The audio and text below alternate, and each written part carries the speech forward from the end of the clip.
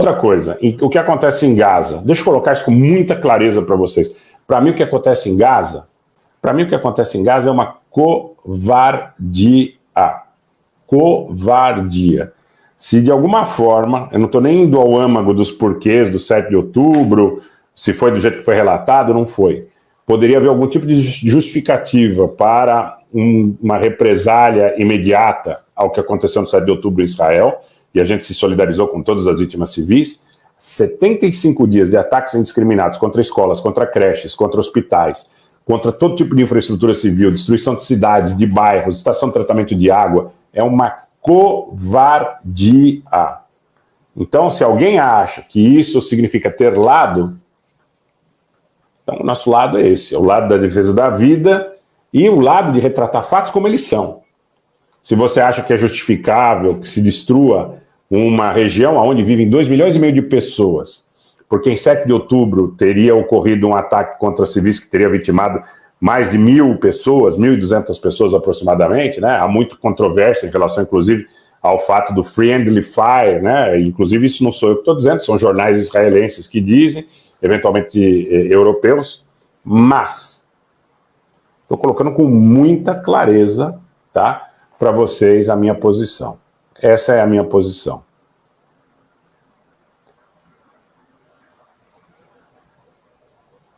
Aqui, o Vanderly Luiz. Boa noite, Vanderly. Rogério é um dos poucos que tem coragem de falar que os palestinos não vão ter ajuda dos países árabes. Não vão ter. Não vão ter. Tá? Não vão ter. Ou por falta de vontade política, ou por vínculos desses países com Israel, ou por falta de condições, inclusive, militares. Num primeiro momento, teve gente que trouxe a informação que a Argélia declarou guerra a Israel e ficaram esperando a Argélia mandar marinha, mandar força aérea. Não há condição. Não há condição. Então é muito mais fácil que quando há uma coalizão capitaneada pelos Estados Unidos contra os Houthis, haja participação aberta ou encoberta de certos países árabes, do que em apoio aos palestinos. Agora, a população desses países árabes é frontalmente favorável à causa palestina. No Marrocos, por exemplo, que é completamente ligado e vinculado aos interesses de Israel, onde empresas petrolíferas como a Ratio israelense são as que exploram os blocos ali do gás e do petróleo no Reino do Marrocos. Agora, Jordânia, Egito, claro que cada país tem seus interesses nacionais, não entrarão com suas forças para salvar a vida de palestinos. Aconteça o que acontecer. Pode não sobrar um palestino em Gaza, mas eles não vão entrar. Muito menos a Turquia, muito menos a Rússia, tá? Por razões que eu exaustivamente enumero no meu Twitter e no meu Telegram, e que, ao invés de gerarem um debate profícuo, um debate adulto, de fatos, geram ataques pessoais contra a minha pessoa, tá?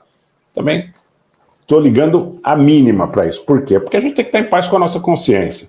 Se falar a verdade nos faz ter inimigos, nunca, minha família está há 80, 100 anos no Brasil. Meus avós chegaram aqui, meus bisavós chegaram aqui, nós nunca tivemos inimigos.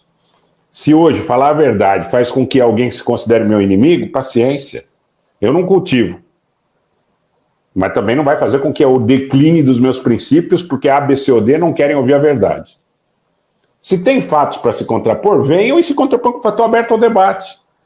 Desde que educado e civilizadamente, eu ouço qualquer pessoa que se disponha a debater comigo.